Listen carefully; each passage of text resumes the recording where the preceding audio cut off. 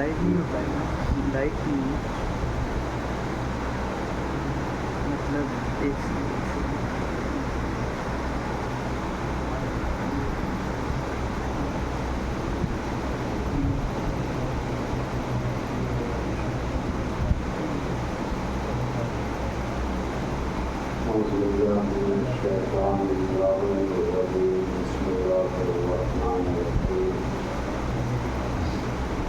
الحمد لله الذي هدانا لهذا وما كنا لنهتدي لولا أن هدانا الله لقد جاءت رسل ربنا بالحق الصلاة والسلام وتحية والاحترام على سيد يسلم ما في الوجود سر الله في كل موجود نقطة الدائرة الوجود صاحب لواء الحمد للمقام المحمود مولانا ومولى الثقلين جد الحسن والحسين بالقاسم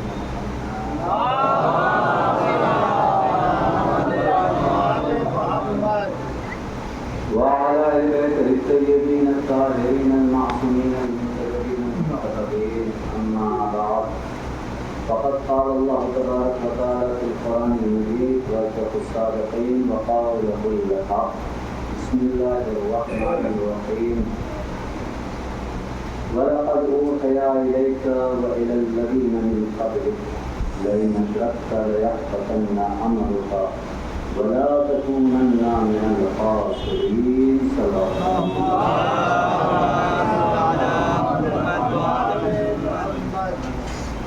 عزیزان محترم برادران عزیز بزرگان ملت ماتم داران سید الشہداء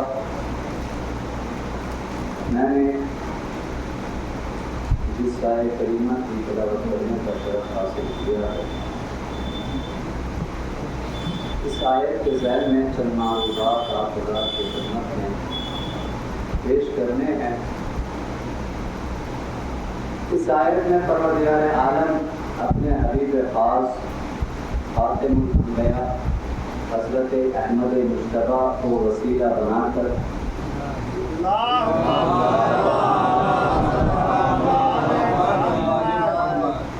پیغمبر اسلام کو ذریعہ بنا کر ان افراد کو جو صوم و صلاۃ کے پابند ہیں، جو روزہ نماز کے پابند ہے، جو احکام شریعت کے پابند ہے، ان کو آگاہ کیا ہے، ان کو متنبہ کیا ہے، ان کو ہوشیار کیا ہے کہ اپنے اعمال کے انجام دہی کے ساتھ ساتھ حفاظت اعمال کی فکر بھی ضروری ہے، اس لیے کہ شرک وہ گناہ عظیم ہے جو تمہارے اعمال کو حق کر دیتا ہے، برباد کر دیتا ہے۔ اسی شرک کی خطرناکیت کو ہی سمجھانے کے لیے پروردگار عالم نے اپنے حبیب سے خطاب کیا، ورنہ وہ چاہتا تو مومنین سے کہہ سکتا تھا کہ شرک نہ کرنا ورنہ تمہارے اعمال برباد ہو جائیں گے، لیکن خطاب کسے کیا؟ رسول اسلام سے کہا کہ ہرگز ہرگز شرک نہ کرنا۔ عزیزان محترم، قیامت تک کے لوگوں کو آگاہ کیا ہے کہ ہم نبی سے جب کہہ سکتے ہیں تو تم کیا ہو؟ عزیزان محترم، اپنے اعمال کے انجام دہی کے بعد مطمئن نہ ہو جانا، اس لیے کہ نماز پڑھنا اور ہے، نماز کا محفوظ رہنا اور ہے، روزہ رکھنا اور ہے، روزے کا محفوظ رہنا اور ہے، خمس دینا اور ہے، خمس کا محفوظ رہنا اور ہے، حج کرنا اور ہے، حج کا محفوظ رہنا اور ہے۔ ایک مرتبہ صلوات پڑھنا محمد آپ خدا سے گزارش ہے کہ صلوات پڑھتے ہوئے آگے آ جائیں تاکہ پیچھے والے کو زحمت نہ ہو، صلوات پڑھتے ہوئے دھیرے دھیرے آگے آ جائیں۔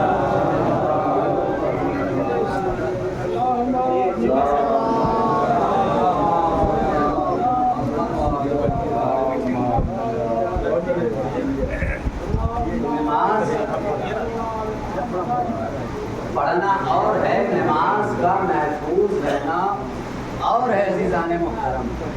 جو جتنا زیادہ نماز کا پابند ہوگا، جو جتنا زیادہ روزے کا پابند ہوگا، جو جتنا زیادہ احکام شریعت پر پابند ہوگا، اسے اتنا ہی ہوشیار ہونا چاہیے۔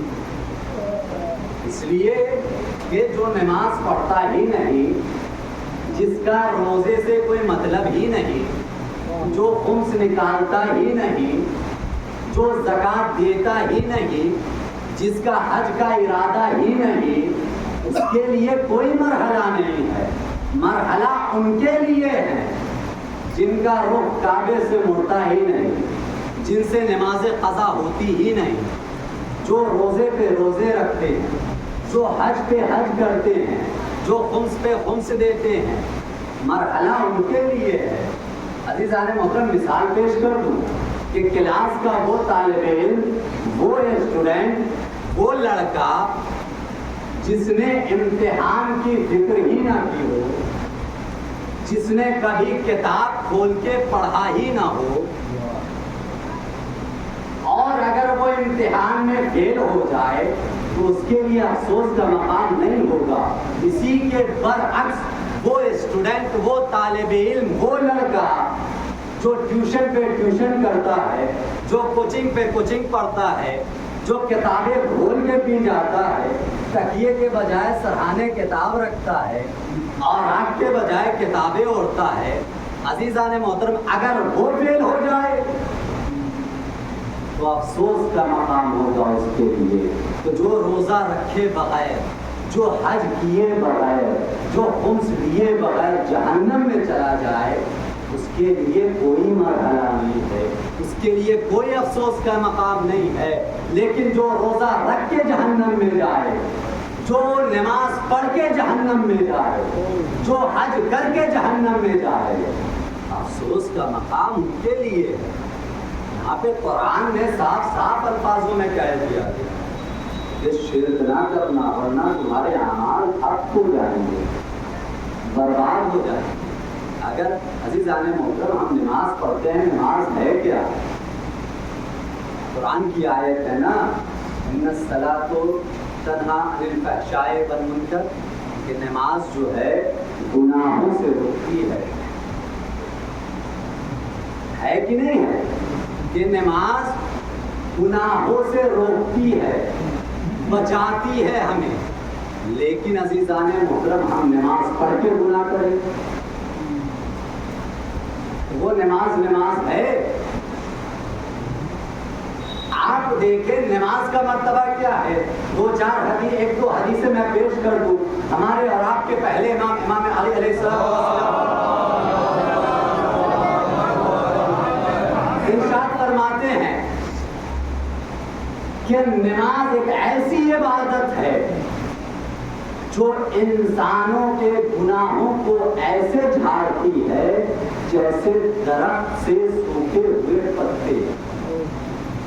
یہ ہمارا کلام نہیں ہے، کسی غیر معصوم کا کلام نہیں ہے، ہمارے اور آپ کے پہلے امام نے فرمایا کہ نماز پڑھنے سے انسان کے گناہ ایسے جھڑتے ہیں جیسے درخت سے سوکھے پتے۔ عزیزان محترم، اگر نماز جو ہم پڑھتے ہیں، ظہرین کی پڑھا ہم نے، ابھی مغربین کی پڑھنی ہے، ظہرین کے بعد اگر ہمارا نفس کہتا ہے کہ یہ گناہ کرو تو ہم فوراً رک جاتے ہیں کہ نہیں، ابھی مغربین کی نماز پڑھنا ہے، ابھی اللہ کی بارگاہ میں جانا ہے۔ عزیزان محترم، یہ نماز ہمیں گناہوں سے بچاتی ہے۔ کب گناہوں سے بچاتی ہے؟ جب ہم اس نماز کو معرفت الہی کے ساتھ پڑھیں۔ اگر ہم رسم سمجھ کے پڑھیں گے تو آپ بتائیں، نماز بزرگ ہم سے بہتر جانتے ہیں، اپنے جوان بھائیوں کے لیے بس عرض کر رہا ہوں کہ اگر ہم نماز صرف سورہ الحمد پڑھ لینے کا نام ہے، سبحان ربی العظیم و بحمدہ پڑھ لینے کا نام ہے، سبحان ربی الاعلی و بحمدہ پڑھ لینے کا نام ہے، تو کیا ہماری نماز ہو گئی؟ نہیں عزیزان محترم، ہم پڑھیں لیکن معرفت کے ساتھ، ہم سورہ الحمد کی تلاوت کریں، لیکن یہ سمجھتے ہوئے کہ سورہ الحمد میں ہم پڑھ کیا رہے ہیں، خدا سے کہہ کیا رہے ہیں۔ عزیزان محترم، میں بس سورہ الحمد کا یہاں پہ بات آ گئی ہے تو ترجمہ کر دوں، میرا یہ ارادہ نہیں تھا کہ میں سورہ الحمد کا ترجمہ سنا، میرا موضوع بھی یہ نہیں تھا عزیزان محترم، لیکن بات آ گئی ہے تو خلاصتاً میں مفہوماً ترجمہ کر رہا ہوں، لفظی ترجمہ نہیں کر رہا ہوں عزیزان محترم۔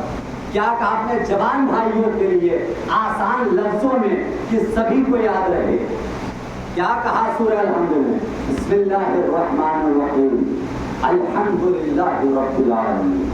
ہم کہتے ہیں تعریف کو نا جوان بھائیوں کے لیے عزیزان محترم، الحمدللہ رب العالمین، تمام تعریفیں اللہ کے لیے جو رب العالمین، عالمین کا پالنے والا ہے، الرحمن الرحیم، جو رحمان اور رحیم ہے، مالک یوم الدین، جلدی جلدی عزیزان محترم، جو روز جزا کا مالک ہے، جو قیامت کے دن کا مالک ہے، جو روز حساب کا مالک ہے۔ ایاک نعبد، اے پروردگار ایاک نعبد، ہم بس تیری صرف اور صرف تیری ہی عبادت کرتے ہیں، وایاک نستعین، اور صرف تجھ سے ہی مدد چاہتے ہیں، اہدنا الصراط المستقیم، ہمیں سیدھے راستے پر قائم رکھ۔ ہم یہ ترجمہ کیوں کہتے ہیں؟ اس لیے کہ عزیزان محترم ہمیں سیدھا راستہ مل چکا ہے، شہادہ معصومین نے ہمیں سیدھا راستہ بتا دیا ہے، اب ہمیں اس پر قائم رہنا ہے، اس لیے کہتے ہیں اہدنا الصراط المستقیم، ہمیں سیدھے راستے پر قائم رکھ۔ کون سا سیدھا راستہ؟ صراط الذین انعمت علیہم، وہ سیدھا راستہ جس پر تیری نعمتیں ہیں، غیر المغضوب علیہم، ان راستوں پر نہیں جس پر تیرا عذاب ہے، ولا الضالین، نہ ان راستوں پر، نہ گمراہوں کے راستوں پر۔ عزیزان محترم یہ سورہ الحمد کا ترجمہ ہے۔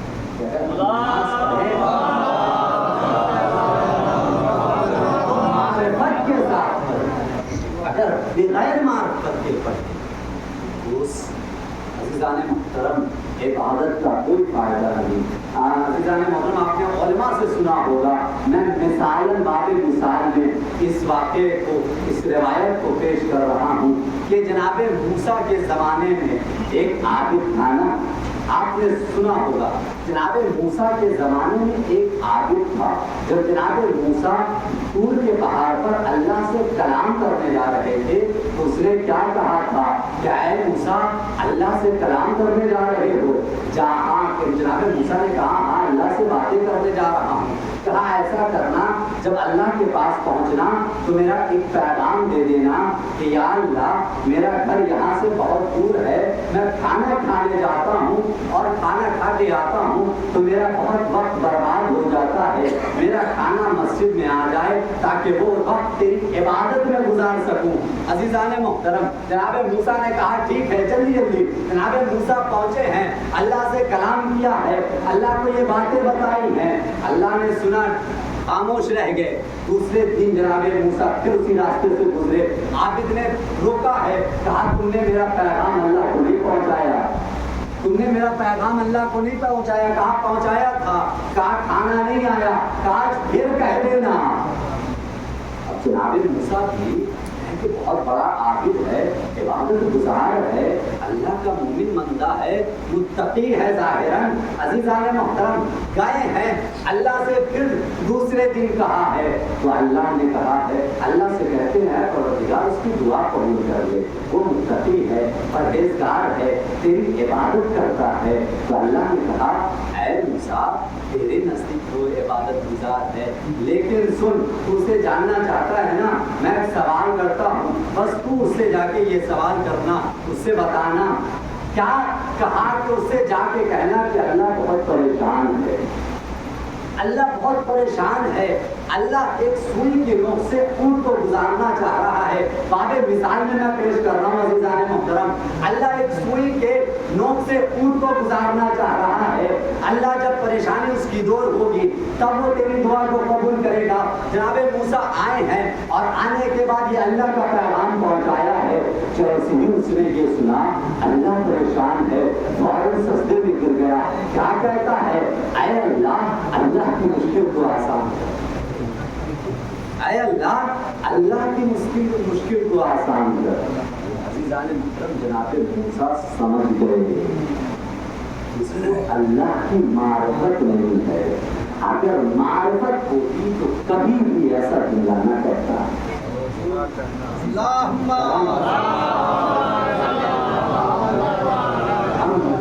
کوئی بھی عبادت کرے تو معرفت کے ساتھ کرے, بغیر معرفت کی وہ ہماری نماز نہ نماز قبول ہے نہ کوئی عبادت قبول ہے. عزیزان محترم, میں عرض یہ کر رہا تھا کہ ہر انسان اپنے اعمال کے انجام دہی کے بعد حفاظت اعمال کی فکر بھی ضروری ہے.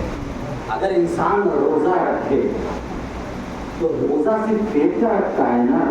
اگر صرف ہم پیٹ کا رکھ کے روزہ صبح سے شام تک بھوکے رہیں, روزے میں بھوکے رہیں, تو کیا ہمارے روزہ قبول ہے؟ نہیں عزیزان محترم. کیا کہا, آخر چبارے کا بھی روزہ رکھو, آنکھوں کا بھی روزہ ہونا چاہیے, زبان کا بھی روزہ ہونا چاہیے, کانوں کا بھی روزہ ہونا چاہیے, ہاتھوں کا بھی روزہ ہونا چاہیے, پیروں کا بھی روزہ ہونا چاہیے, ذہن کا بھی روزہ ہونا چاہیے. آنکھوں کا روزہ ہے اس لیے کہ اس آنکھ سے کوئی روزے کی حالت میں کوئی ایسی چیز نہ دیکھ لو جسے حرام قرار دیا گیا. زبان سے کوئی ایسے الفاظ نہ ادا کر دو جسے منع کیا گیا ہے. پیروں سے چل کے ایسی جگہ نہ جانے پاؤ جہاں فساد برپا ہوتے ہیں. عزیزان محترم, جو روزہ رکھو تو اپنے آزاد چوارے کے ساتھ روزہ رکھو. یہ رخصہ ہو گیا. خمس عزیزان محترم, ہم خمس کیوں نکالتے ہیں؟ خمس نکالتے ہیں نا تاکہ ہمارا مال پاک ہو جائے. لیکن عزیزان محترم, ہم نے خمس نکال دیا, خمس نکالنے کے بعد رشوت لے رہے ہیں, دوسرے کا مال ہڑپ رہے ہیں. تو کیا عزیزان محترم وہ میرا مال اب پاک رہا جسے ہم نے خمس نکال کر پاک کیا؟ جس مال کو خمس نکال کر کے پاک کیا ہے, طاہر کیا ہے, کیا اب وہ پاک رہا؟ عزیزان محترم, حج کرے جائیں, حج کرنے جو جاتے ہیں اگر للہ جاتے ہیں تو اللہ اس کا اجر دیتا ہے. لیکن اگر للناس گئے تو لوگ تعریف کر کے اس کی جزا تو دے سکتے ہیں, لیکن پروردگار اس کی جزا نہیں دیتا. آپ نے سنا ہوگا کہ کسی صحابی نے امام سے پوچھا کہ آقا اس سال تو بہت سارے حاجی آئے ہیں, کتنا مجمع ہے حاجیوں کا. امام نے اس کے آنکھ پر ہاتھ پھیرا, کہا اب دیکھو. کہا مولا آپ تو سب جانور نظر آ رہے ہیں, صرف چند لوگ حاجی. تو عزیزان محترم, سارے اعمال کا دار و مدار نیت پر ہوتا ہے. اگر ہم للہ کریں تو وہ اللہ اسے قبول کرتا ہے. اگر للناس کریں گے, لوگوں کے لیے کریں گے, تو لوگ اس کی تعریف کر کے جزا دے سکتے ہیں اور کچھ نہیں. تو پروردگار عالم نے کیا کہا کہ اپنے اعمال کے انجام دہی کے بعد ہرگز مطمئن نہ ہو جانا. حفاظت اعمال کی فکر بھی ضروری ہے. اس کی مثال قرآن میں پروردگار عالم نے ابلیس کی مثال پیش کی. ابلیس نام نہیں ہے, ابلیس صفت ہے. ابلیس کہتے ہیں رحمت خدا سے مایوس. ایسا نہیں ہے کہ یہ جو شیطان ہے, یہ ابلیس ہے, ہمیشہ سے رحمت خدا سے مایوس رہا ہو. اگر ایسا ہوتا تو پروردگار عالم کبھی بھی اسے فرشتوں کے بز میں نہ بٹھاتا, ملائکہ کی بز میں نہ بٹھاتا. بہت بڑا عابد تھا, عابد کے ساتھ ساتھ بہت بڑا مجاہد بھی تھا. آپ آپ اس کی تاریخ پڑھیں، ہسٹری پڑھیں، آپ کو پتا چلے گا کہ انسان سے پہلے اس روئے زمین پر ایک اور مخلوق رہتی تھی جسے نسناس کہا جاتا ہے، جو نافرمان خدا تھی۔ اس نسناس کا صفایا کسی نے کیا تھا، جو عابد کے ساتھ ساتھ یہ بہت بڑا مجاہد بھی تھا، لیکن یہ ابلیس ہو گیا، یہ شیطان ہو گیا۔ اپنے بد عملی کی وجہ سے ابلیس نہیں ہوا، بد عقیدگی کی وجہ سے ابلیس ہوا۔ نہ اللہ کو سر جھکانا کام آیا، نہ دشمنوں کا سر اڑانا کام آیا۔ ایک صلوات پڑھے گا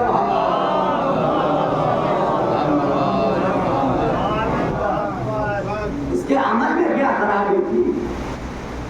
عمل میں عقیدے عمل میں کوئی خرابی نہیں تھی، عقیدہ خراب تھا۔ عقیدے میں کیا خرابی تھی؟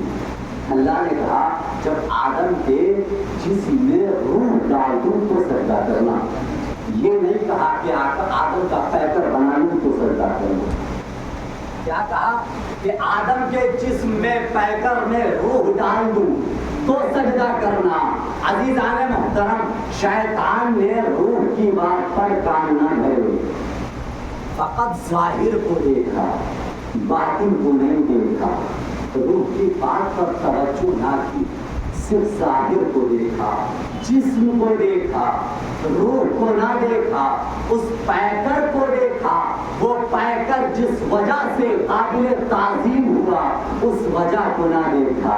تو شیطان کا عقیدہ کیا ہوا کہ ظاہر کو دیکھا جائے، باطن کو نہیں، جسم کو دیکھا جائے، روح کو نہیں، پیکر کو دیکھا جائے، وہ پیکر جس وجہ سے قابل تعظیم بنا، اس وجہ کو نہ دیکھا جائے۔ تو عزیزان محترم، جو علم کو دیکھے نسبت عباس کو نہ دیکھے، جو تعزیے کو دیکھے نسبت حسین کو نہ دیکھے، جو گہوارے کو دیکھے نسبت اصغر کو نہ دیکھے، اس کا قرآنی عقیدہ نہیں ہے، شیطانی عقیدہ ہے۔ ایک صلوات پڑھے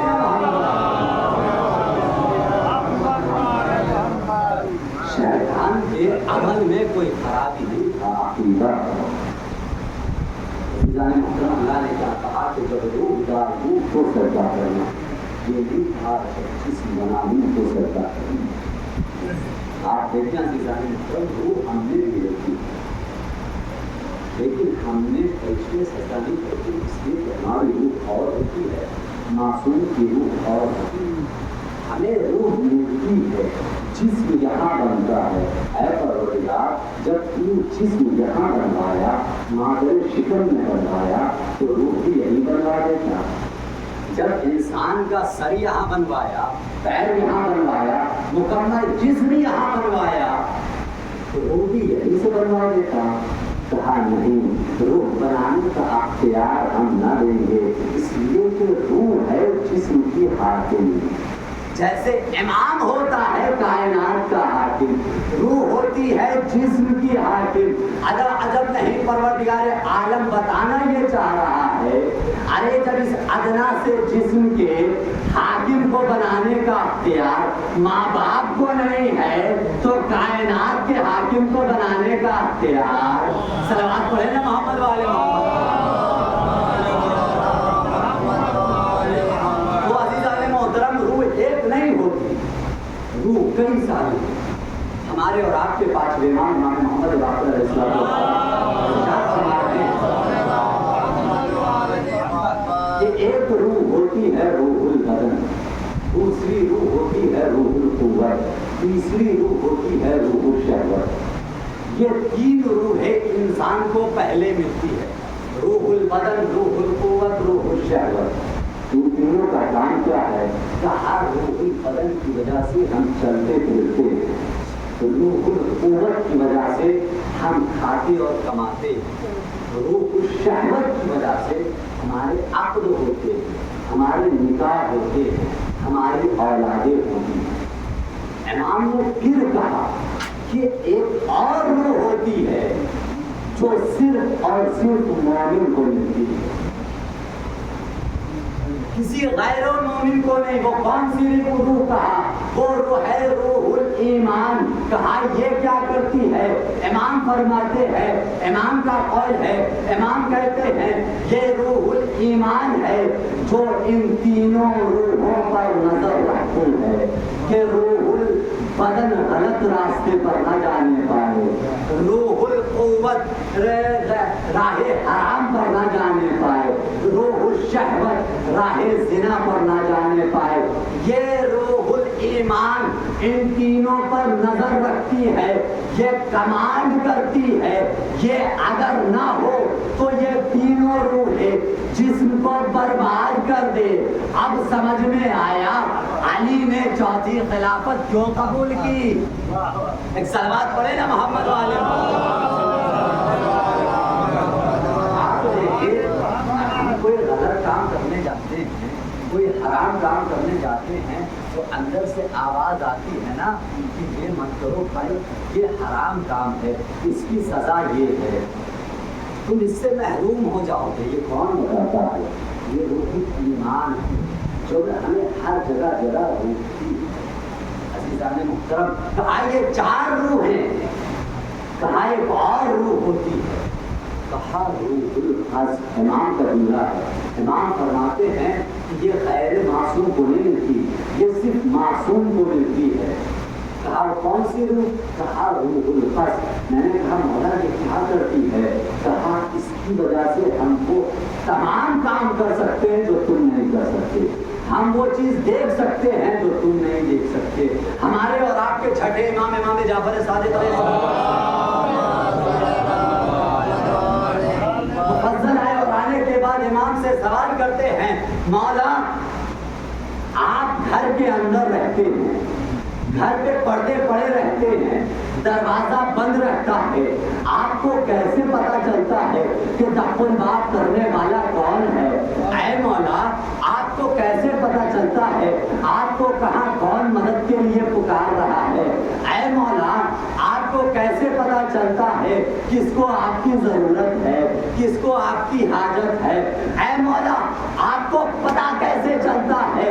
امام مسکرائے، مسکرانے کے بعد جواب دیتے ہیں، اے مفضل یہ روح القدس ہے جس کی وجہ سے ہم یہ تمام کام کر سکتے ہیں جو تم نہیں کر سکتے. یہ دیواریں ان آنکھوں کو تو روک سکتی ہے لیکن روح القدس کو نہ روک سکتی. اب ہم سے سوال نہ کرنا. ہمارا آخری امام وادی خضرا میں بیٹھ کر ہمیں دیکھ کیسے رہا ہے. ایک صلوات پڑھے نا محمد والے.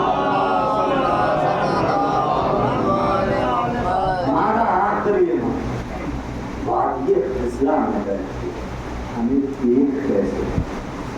عزیزان محترم، روح القدس کی جس کی وجہ سے شہزادی نے کہا تھا جو تمہارے کپڑے سے ملے گا. عزیزان محترم، آپ کا ایک ہے دکھائے بدر متعدد مقامات سے آپ کو مل جائیں گے. آپ دیکھیں پروردگار عالم نے کہا تھا جب اس ہیکل میں اٹھا رہے ہیں تو تم سب کے سب سجدے میں چلے گا. عزیزان محترم، شیطان کا عقیدہ کیا ہوا کہ ظاہر کو دیکھا جائے باطن کو نہیں، جسم کو دیکھا جائے روح کو نہیں. اب جو علم کو دیکھے نسبت اقداس کو نہ دیکھے تو اس کا قرآنی عقیدہ نہیں ہے، شیطانی عقیدہ ہے. کون عباس؟ عزیزان محترم وہ عباس جو تمنا علی ہے، وہ عباس جو دعائے علی ہے.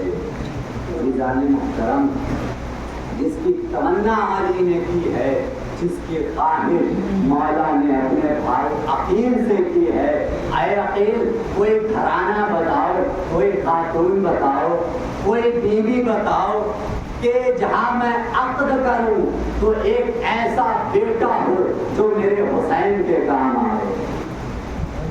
اے عقیل کوئی گھرانہ بتاؤ. عزیزان محترم سوال کرنے والا ہے کائنات کا امام ہے نا جو منبر سے کہتے ہیں سلمی سلمی، جو پوچھنا ہو پوچھ لو. وہ کس سے سوال کر رہے ہیں؟ اپنے بھائی عقیل سے سوال کر رہے ہیں، اے عقیل کوئی بیوی بتاؤ، کوئی خاتون بتاؤ کہ جہاں پہ عقد کروں، ایک ایسا بیٹا ہو۔ عزیزان محترم، آپ کو دھکا نہیں لگا، سرنی کا دعویٰ کرنے والا، میں کہوں گا اے میرے آقا، اے میرے مولا، کیا آپ کو نہیں پتا کہ عباس کا ننیال کہاں ہے؟ کیا آپ کو نہیں پتا عباس کا نانا کون ہے؟ کیا آپ کو نہیں پتا عباس کی نانی کون ہے؟ ارے جس کی ذوالفقار نسلیں دیکھ لے اسے نہ پتا ہوگا تو کسے پتا ہوگا؟ تو مولا آپ سوال کیوں کر رہے ہیں؟ کہا میں اللہ کی صفات کا مظہر ہوں۔ قرآن پڑھو، قرآن میں پروردگار عالم نے موسیٰ سے کیا کہا؟ اے موسیٰ تیرے ہاتھ میں کیا ہے؟ سوال تھا نا بس اتنا سا، اے موسیٰ تیرے ہاتھ میں کیا ہے؟ جواب بھی اتنا سا، میرے ہاتھ میں عصا ہے۔ میں کہوں گا اے پروردگار، کیا تجھے معلوم نہیں ہے کہ موسیٰ کے ہاتھ میں عصا ہے؟ اگر ہی پروردگار آواز دے مجھے معلوم نہ ہوگا تو کسے معلوم ہوگا؟ تو پھر سوال کیوں کر رہا ہے؟ پھر پوچھ کیوں رہا ہے؟ اجب رہی پروردگار آواز دے، میرے سوال کو نہ دیکھ، موسیٰ کے جواب کو سن۔ میں نے سوال کیا ہے موسیٰ تیرے ہاتھ میں کیا ہے؟ موسیٰ نے کیا کہا؟ موسیٰ نے یہ نہیں کہا میرے ہاتھ میں عصا ہے، عصا کے فضائل پڑھنا شروع کر دیے۔ میرے ہاتھ میں وہ چیز ہے جس سے پتے کو اڑاتا ہوں، میرے ہاتھ میں وہ چیز ہے جس سے بکریاں ہٹاتا ہوں، میرے ہاتھ میں وہ چیز ہے جس سے خیمے بناتا ہوں۔ عصا کے فضائل پڑھنا شروع کر دیے، عصا کی منقبت پڑھنا شروع کر دی۔ اگر اللہ موسیٰ سے نہ پوچھتا تو کردار موسیٰ سامنے آتا، عظمت عصا سامنے نہ آتی۔ اگر علی عقیل سے سوال نہ کرتے، عقیل سے نہ پوچھتے کہ تو کردار عباس سامنے آتا، عظمت ام البنین سامنے نہ آتی۔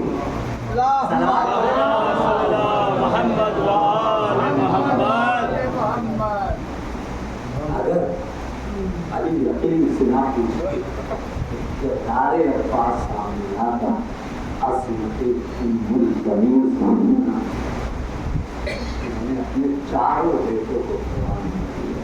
عزیزان محترم، آپ تاریخ پڑھیں کہ جب جناب عباس اس دنیا میں آئے، ان کی ولادت ہوئی ہے، تو جس طریقے سے ہمارے آپ کے پہلے امام آغوش رسالت میں آ کر کے اپنی آنکھیں کھولی تھی، اسی طریقے سے جناب عباس نے آغوش امامت کے آنے کے بعد، آغوش حسین میں آنے کے بعد اپنی آنکھیں کھولی۔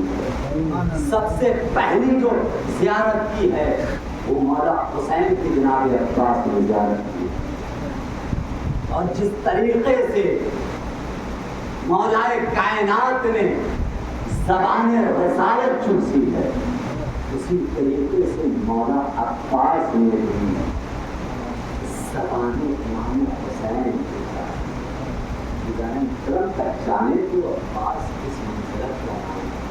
ابھی ایک تاریخ میں ایک روایت ملتی ہے، ایک واقعہ ملتا ہے کہ جناب عباس ابھی کمسن ہے، چھوٹے ہیں، مسجد کوفہ میں مولا کائنات کی تشریف فرما ہے، امام حسین بھی ہے۔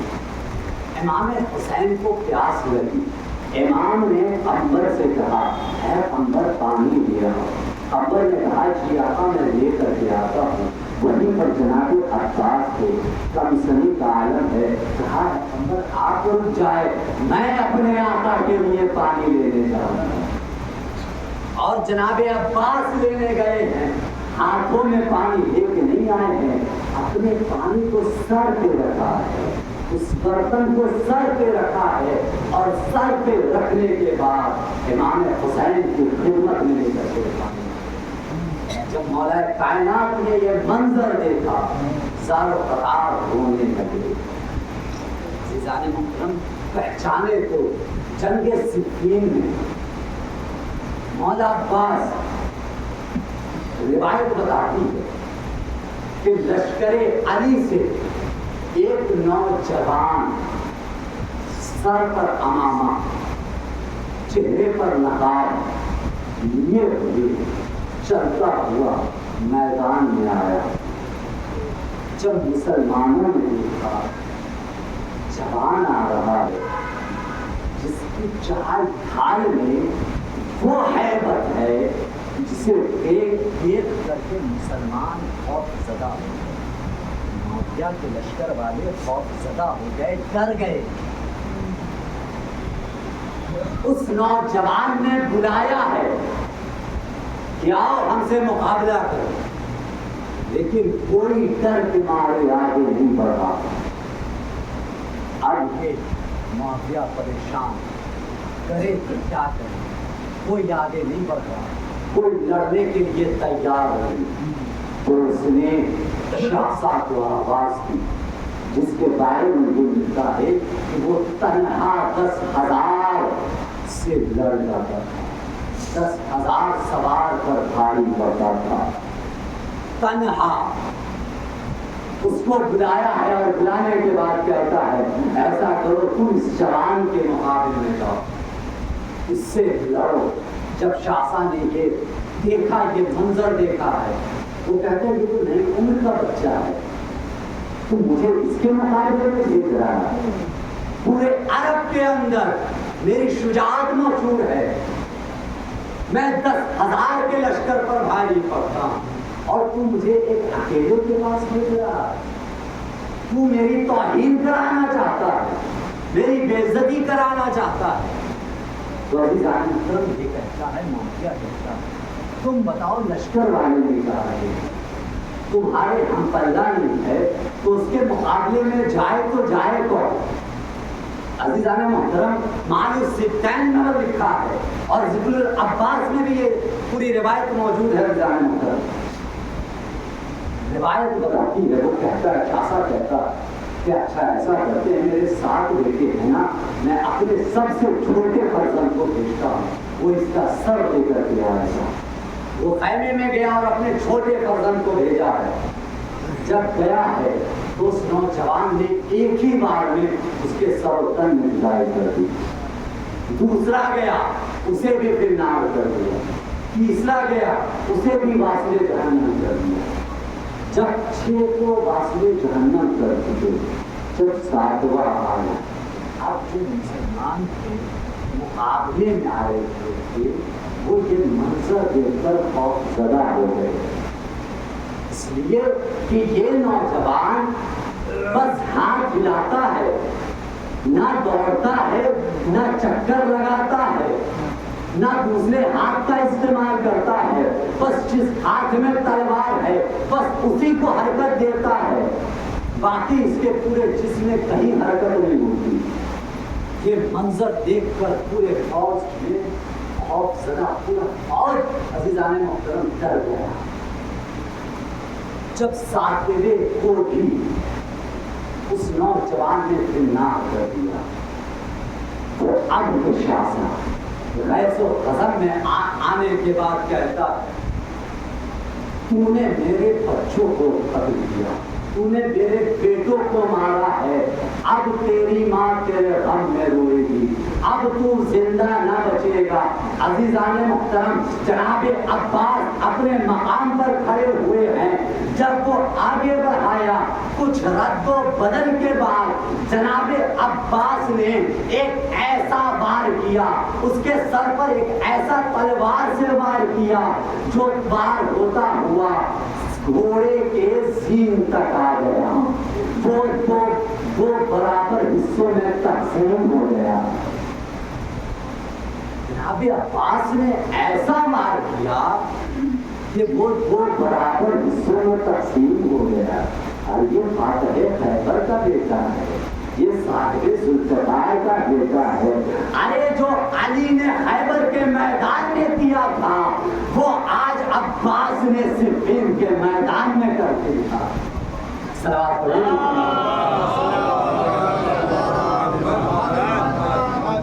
عباس نے صفین کے میدان میں کر دیا, 2 حصوں میں سے تقسیم کر دیا. محترم, پھر مولا نے انہیں بلایا ہے، جناب عباس کو آواز دیا ہے، بیٹا یہ کھڑا ہے۔ جناب عباس کو بلایا ہے اور بلانے کے بعد سر سے عمامہ اتارا ہے، چہرے سے نقاب کو ہٹایا ہے، پیشانی کا بوسہ دیا ہے۔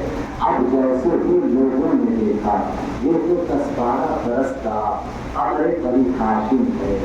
عزیزان محترم، تب سے ہر گھر میں عباس کی شجاعت کا تذکرہ ہو۔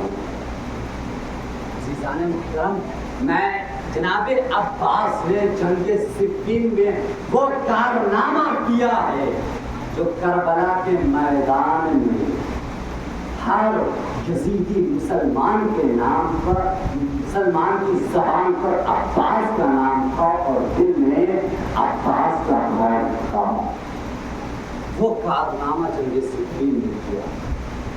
آپ دیکھیں حضرت مسلم کربلا، بس میں نے اپنی سمجھ کو تمام کی کہ عباس کس ہستی کا نام ہے۔ جناب عباس کو جنگ کا موقع نہیں ہے۔ جناب عباس کربلا کے میدان میں امام نے جنگ کی اجازت دی، کیا کہا کہ پانی کا انتظام کرو۔ آزادارہ مسلم کربلا جب سب شہید ہو گئے، ہمارے جناب امام کے پاس جناب عباس آتے ہیں، کہتے ہیں آقا اب مجھے مرنے کی اجازت دیجیے، اب مجھے بھی شہادت کی اجازت دیجیے۔ آزادارہ مسلم کربلا امام کہتے ہیں اے بیٹا، اے میرے بھائی عباس، میں تمہیں بہت چند کی اجازت کیسے دوں، تم تو میرے لشکر کے علمدار ہو۔ آزادارہ مسلم کربلا جناب عباس واپس جاتے ہیں، جب سب شہید ہو جاتے ہیں پھر آتے ہیں امام کی خدمت میں، امام سے وہی جملہ دہراتے ہیں آقا مجھے جنگ کی اجازت دیجیے۔ جناب امام حسین کہتے ہیں اے میرے بھائی، اے بھائی عباس، تم تو میرے لشکر کے علمدار ہو۔ جناب عباس طرف کے کہتے ہیں اے بھیا، اے بھیا، اے آقا اب وہ لشکر ہی کہاں رہا جس کی میں علمداری کروں۔ آزادارہ مظلوم کربلا امام کہتے ہیں اے عباس، میں تمہیں جنگ کی اجازت تو نہیں، لیکن ہاں بچوں کے پانی کا انتظام کرتے جاؤ۔ آزادارہ مظلوم کربلا جناب عباس خیمے میں آتے ہیں، جیسے ہی خیمے میں داخل ہوتے ہیں جناب سکینہ دوڑ کے جناب عباس کے قدموں سے لپٹ جاتی ہے اور کہتی ہے اے چچا عباس، بڑی پیاس لگی ہے۔ آزادارہ مظلوم کربلا جناب عباس کہتے ہیں اے بیٹی سکینہ مشکیزہ لے کر کے آ جاؤ، مشکیزہ لے آؤ۔ جناب سکینہ دوڑ کے گئی ہے، مشکیزہ لا کر کے دیا ہے۔ جناب عباس خیمے سے نکلے ہیں، تمام بیویوں سے رخصت ہوئے ہیں، سب سے آخر میں جناب زینب کے خیمے میں آئے ہیں اور کہتے ہیں شہزادی میں آخری رخصت کو آیا ہوں۔ جناب زینب کہتی ہیں اے بھیا عباس، میں کمسن تھی، بابا کے زانو کے بیٹھی تھی، میں نے کہا میرے گوشت سے رضا کر دی، بابا نے میرے بازو کا بڑھ کے بوسہ لے لیا، میں نے پوچھا سوال کیا اے بابا آپ نے ایسا کیوں کیا، تو میرے بابا نے جواب دیا اے بیٹی زینب ایک وقت ایسا آئے گا کہ ان بازوؤں میں رسن باندھی جائے گی۔ اے عباس میں جب بڑی ہوتی گئی، میرے تمہارے جب گھروں جب میرا گھر بھائیوں سے بھر گیا، میرا گھر بھائیوں سے بھر گیا، میں سوچتی تھی کس میں اتنی ہمت ہے جو زینب کے بازوؤں میں رسن باندھے، لیکن اے عباس اب تم جا رہے ہو، زینب کو یقین ہو گیا ہے کہ بہت جلد ان بازوؤں میں رسن باندھی جائے۔ اجرکم علی الصحرا آزادارہ مظلوم کربلا جناب عباس خیمے سے نکلتے ہیں، گھوڑے پر سوار ہوتے ہیں، مشق و علم لیتے ہیں، ایک نظر دیتے ہیں، خوراک کی طرف بڑھتے ہیں۔ چوپس فوج رکھایا نے جب جناب عباس کو آتے ہوئے دیکھا، فوج نے بھگدڑ مچ گئی۔ جناب عباس نے نہر الحمہ پر نہر فراس پر قبضہ کیا اور جا کر کے مشکیزہ کو بھرا، چلو نے پانی لیا اور پانی کو غور سے دیکھنے لگے اور سکینہ کی پیاس کو یاد کر کے گریہ کرنے لگے۔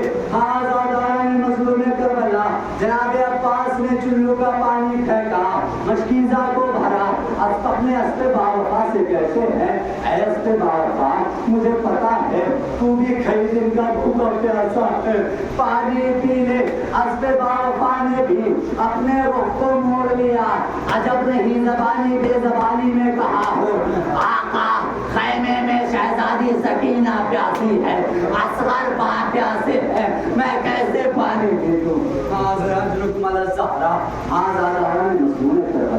جناب عباس مشکیزہ کو بھرا ہے اور بھرنے کے بعد خیمے کی طرف چلے ہیں۔ بس جناب عباس کی یہ تمنا ہے کہ یہ پانی کسی طریقے سے خیمے تک پہنچ جائے۔ آزاداران مظلوم کربلا، ادھر در خیمہ پر سکینہ بچوں کو آواز دیتی ہے اے بچوں آؤ آؤ، وہ دیکھو میرے چچا کا عالم آ رہا ہے، وہ دیکھو میرے چچا کا عالم آ رہا ہے، اب کوئی پیاسا نہیں رہے گا، اب سب کی پیاس بجھ جائے گی۔ آزاداران مظلوم کربلا، ادھر جناب عباس اب کچھ دور چلے تھے کہ ایک شقی نے چھپ کر ایک ایسا وار کیا کہ عباس کا دایاں بازو قلم ہو گیا۔ عباس نے علم کو مشکیزہ کو بائیں ہاتھ سے سنبھالا، ابھی کچھ دور آگے بڑھے تھے کہ پھر سے کسی شقی نے چھپ کر ایک ایسا وار کیا کہ عباس کا بایاں بازو بے قلم ہو گیا۔ عباس نے مشق سکینہ کو دانتوں سے سنبھالا اور اب بھی یہ تمنا ہے کہ کسی طریقے سے یہ پانی سکینہ تک پہنچ جائے۔ دونوں بازو قلم ہو چکے ہیں، بعض زخموں سے چور ہے، لیکن اب بھی خواہش ہے کہ کسی طریقے سے یہ پانی خیمے تک پہنچ جائے۔ لیکن ہائے عباس کی تمنا، ہرملا نے ایک ایسا تیر چلایا، مشق سکینہ پر لگا، چکے مشق کا پانی بہ گیا۔ عباس کی آس ٹوٹی، آواز دی یا خاہو علیکہ منی سلام، اے آقا میرا آخری سلام قبول کرے۔ امام نے جب عباس کے آخری سلام کو سنا ہے دوڑے ہوئے آئے ہیں اور آنے کے بعد دو جگہ سے اٹھ کر امام کے بعد جناب عباس کے بازو کو اٹھایا ہے اور جناب عباس کے سرحانے آئے ہیں، اور آنے کے بعد جناب عباس کے سر کو اپنے سامنے پر رکھا اور رکھنے کے بعد جناب عباس سے کہتے ہیں اے عباس، اے میرے بھائی، بھائی کوئی آخری وصیت ہے، کوئی وصیت ہے، کوئی خواہش ہے تو بتاؤ۔ جناب عباس پاک کے کہتے ہیں اے عباس، میں جب اس دنیا میں آیا تھا تو سب سے پہلے آپ کی زیارت کی تھی، اب میری یہ تمنا ہے کہ جب اس دنیا سے جاؤں تو آخر میں آپ کی زیارت کر کے جاؤں، لیکن اے آقا میرے ایک آنکھ میں تیر پیوست ہے، دوسرے آنکھ میں خون ہے، میں اتنا مجبور ہوں، میرے ہاتھ نہیں ہے ورنہ آپ کو زحمت نہیں دیتا۔ آقا سمجھ گئے، ایک آنکھ سے تیر نکالا، دوسرے آنکھ سے اپنے ابا کے دامن سے خون صاف کیا۔ عباس نے اپنے آقا کے چہرے کی زیارت کی۔ پھر امام کہتے ہیں اے عباس کوئی وصیت ہو تو بتاؤ، کوئی خواہش ہو تو بتاؤ۔ کہا آقا بس آخری وصیت یہ ہے کہ میرے جنازے کو، میرے لاشے کو خیمے میں نہ لے جائیے گا، اس لیے کہ میں سکینہ سے شرمندہ ہوں۔ حضرتکم علی الزہرا آزاداران مظلوم کربلا، امام حسین کہتے ہیں اے عباس میری بھی ایک تمنا ہے، میری بھی ایک خواہش ہے، بس ایک بار تم مجھے بھائی کہہ دو، اس لیے کہ تم نے مجھے پوری زندگی اپنا آقا اور مولا سمجھا ہے، بس ایک مرتبہ بھائی کہہ دو۔ اب جیسے ہی جناب عباس نے بھائی کہا، روح قفص عنصری سے پرواز کر گئی۔ امام حسین نے علم کو لیا، گھوڑے پر سوار ہوئے، خیمے کی طرف بڑھے۔ ادھر در خیمہ پر سکینہ نے جب دیکھا علم پھر سے بلند ہوا، بچوں کو آواز دی اے بچوں بچوں آؤ آؤ، وہ دیکھو میرے چچا کا عالم آ رہا ہے، وہ دیکھو میرے چچا کا عالم آ رہا ہے، اب کوئی پیاسا نہ رہے گا، عزاداران مظلوم کربلا۔ اب سکینہ نے کیا دیکھا، علم تو آیا لیکن علمدار نہ آیا۔